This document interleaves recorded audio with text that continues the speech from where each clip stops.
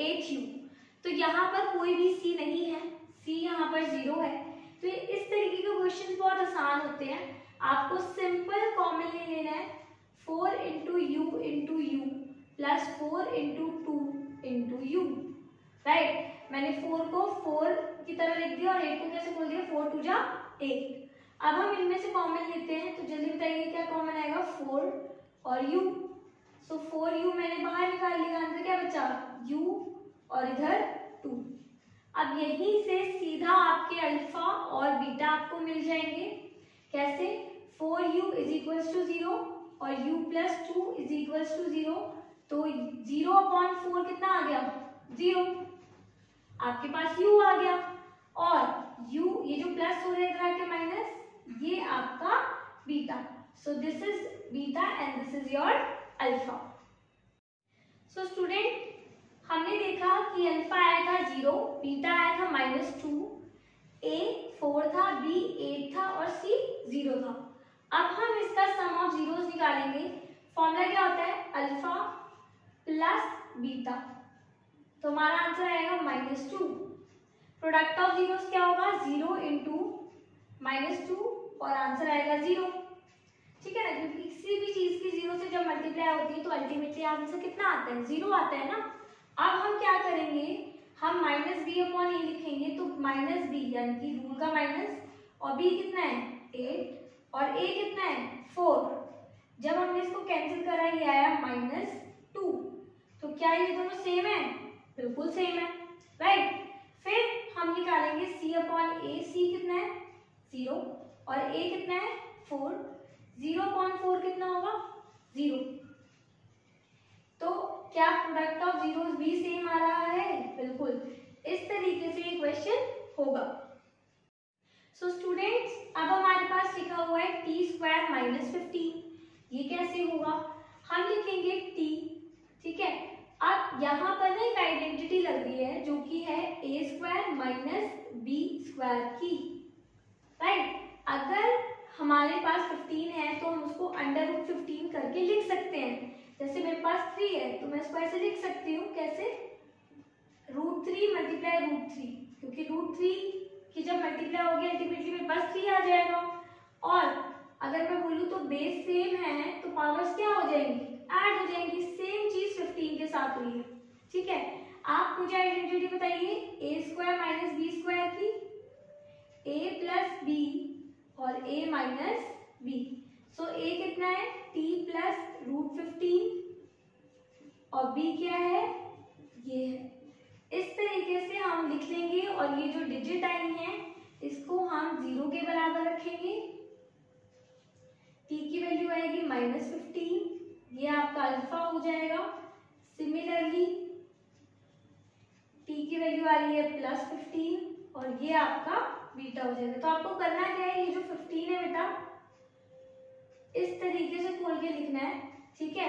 क्योंकि हम 15 को या 3 को ऐसे लिख सकते हैं, कैसे, √15 इंटू √15। तो अगर रूट सेम है तो पावर्स क्या हो जाएंगी, ऐड हो जाएंगी और हम इस तरीके से इसको यहाँ पर रिप्रेजेंट कर सकते हैं। फिर हम आइडेंटिटी लगा देंगे और अल्फा और बीटा निकाल लेंगे।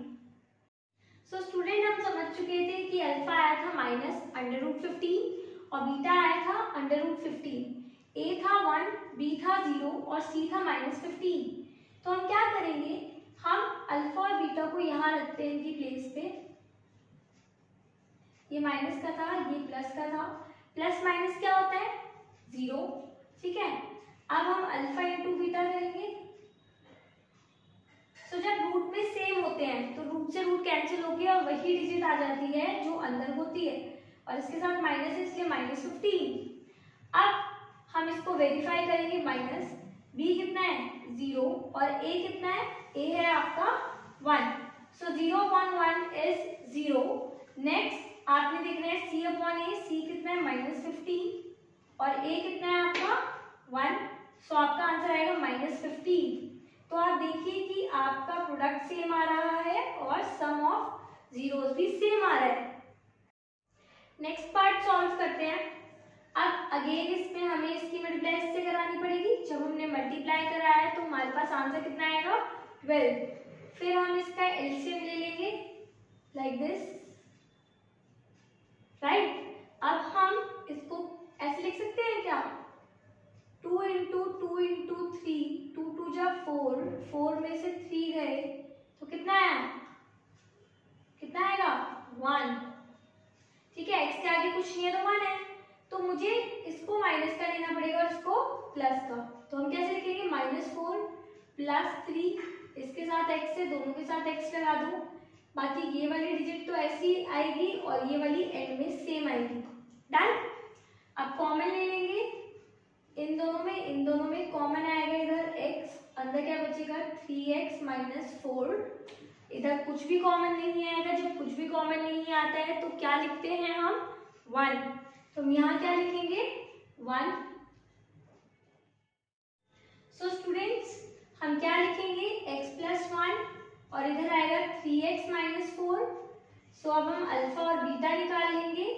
x + 1 = 0, -1 आपका अल्फा आ गया और 3x - 4 = 0, 4/3 आपका बीटा आ जाएगा।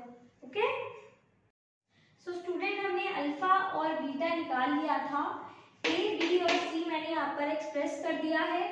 अब हम निकालेंगे सम ऑफ जीरोस, तो कैसे लिखेंगे, -1 + 4/3, इसका हम एलसीएम लेंगे, -3 + 4 कितना आएगा 1/3। डन। अब हम प्रोडक्ट ऑफ जीरोस निकालेंगे, हम लिखेंगे -1 × 4/3 -4/3।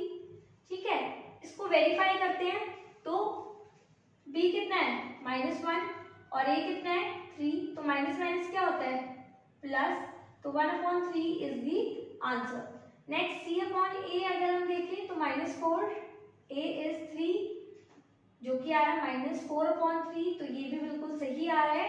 इस तरीके से ये क्वेश्चंस होंगे। आई होप आपको ये समझ आया होगा। Thank you.